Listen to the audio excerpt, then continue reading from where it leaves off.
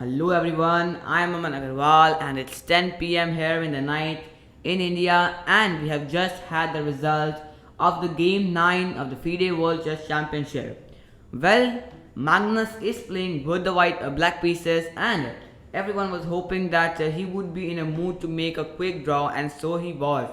Well, not only that, everyone was hoping for a comeback from the challenger Aya Nepo to keep up his lead, but as it happened, the Mozart of chess proved to be too strong and registered a victory to the black piece with the black pieces. So once again, we're gonna take you through the complete game. Although there's not much of a game to take you through, it was not a very complicated game, a very simple one, but very simple mistake made by Aya Nepo which just made him lose the game. So without any further ado, let's begin the short game. And before we do that, let me tell you guys, we have completed 300 subscribers. So thank you so much guys for that. You guys are awesome. Let's hope we do 500 soon. And as soon as we do 500 subscribers, we are gonna have a giveaway for you guys. So anyways, without any further ado, let's start the game.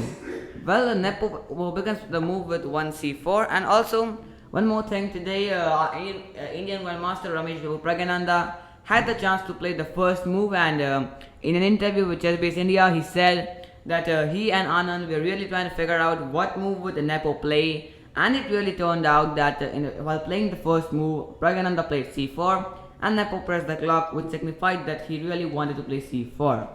And now we have pawn to e6. Here, like everyone was hoping for e4, but Nepo surprised everyone with g3. Yeah, a completely new move, and it did really take Magnus by surprise. He played d5 and after bishop to g2.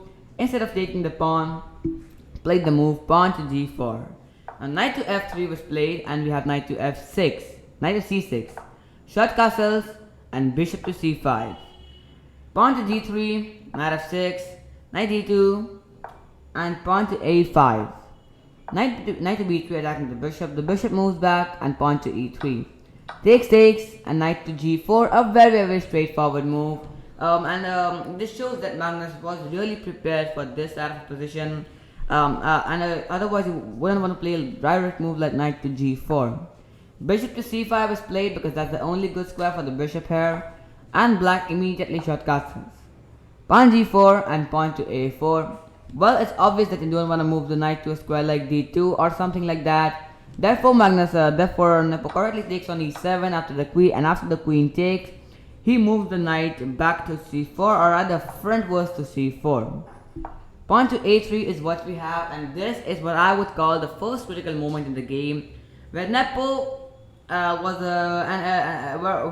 Nepo was starting to gain a slight advantage, and all the commentators, even Fabio Caruana in Chess.com commentary, said that this was when all the commentators were getting excited that Nepo would have a chance to strike back in the game, but he surprisingly and inaccurately played the move pawn captures on a3.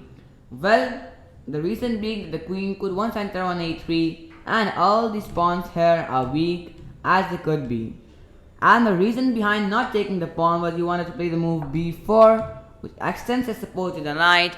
And if the knight takes here, you have all nasty ideas like rook b1, and in all lines, in all variations, this pawn is falling and the rook is entering down here. This was what the Nepo missed, and he played with the move ba3, and it was in this position that we realized that Nepo has no real advantage from here on, and it is just for a draw. Or is it? We'll find out in the game. We had rook to d8, and black's play is very normal now. He pulls back his knight. Rook e1 takes the pawn on a3, and the white pawns are way too weak. We have pawn to h6 and pawn to h4. Bishop moves to d2 and knight moves to e5. Well, bishop e8 because you don't want to give away a bishop for a knight in such kind of an open position. We have queen to e3 and queen to b4. Rook a b1 and knight g5. Pawn g5, and the knight again moves to g4 like before. Here we have rook to e1, and I believe when after the game Magnus and Nepo were talking, he said that he had completely missed the move queen to e1, although it didn't make much of a difference in the evaluation board there, and it's still a draw. Queen e1, and we have pawn to h5. Well, here on everyone was thinking it would be a draw, And Nepo played the move bishop b7, which is completely natural to take a pawn, and so it is the best move in the position. Hereafter, rook to a4 was played. If I ask you what would be the worst move in the position, well, I think many of you would have liked to see the move c5, after which black would simply play the move pawn to c6, and it's completely unbelievable that someone would play a move. Or is it? Yes, that's what the out of form and the diminished and bewildered Aman Nepo played the move pawn to c5, which could literally be the worst move in the position. I mean, pawn to c5, it's not even a standard of a GM. World Championship is a far thing, it's a faraway thing, and pawn to c6 is a clearly visible threat in one move. Immediately Carlsen pawns on pawn to c6, and we have pawn to f3, kicking back the knight.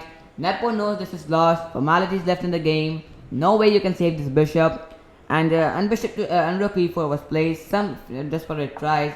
Rook comes here, and this bishop is lost. Takes, rook b6, takes. This pawn was lost, and knight to c5. Knight f5, pawn e5, rook b8. I'm gonna just take you through the quick moments of the game. And it was in this position after a7 and rook d8. Nepo could have made a last try with rook to b8, rook to b1, and if black makes the mistake of playing bishop to c6, you can have the move rook to b8, and if black thinks he can escape with rook f8, the move is knight captures on c5, and now the knight is coming to b7, so black is gonna have some troubles here. But anyway, after rook to b1, the correct move is to play rook a1, and after rook b8, you can simply sacrifice this. Yeah, you can simply sacrifice this, and if white takes this, the king moves here. So that wasn't really much of a threat, but just to show you a fun line, because there's nothing more to analyze in this game after such a move like c5 which Nepo made. I mean, literally. What do I say?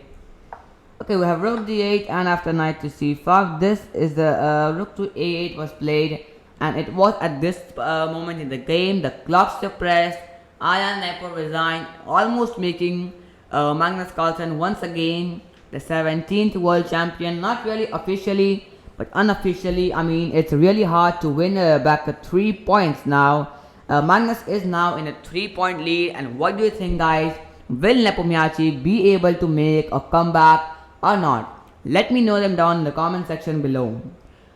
And lastly, I would like to say thank you for watching till the end of this video, and we're working very hard for you to bring in these updates as soon as possible. The game just ended a few minutes ago, and here we are. So don't forget to like the video and subscribe to our channel. It really motivates me a lot to put up more hard work for the channel and improve the content on the channel. Thank you for watching, and bye for now. Hope to meet you in the next video out there.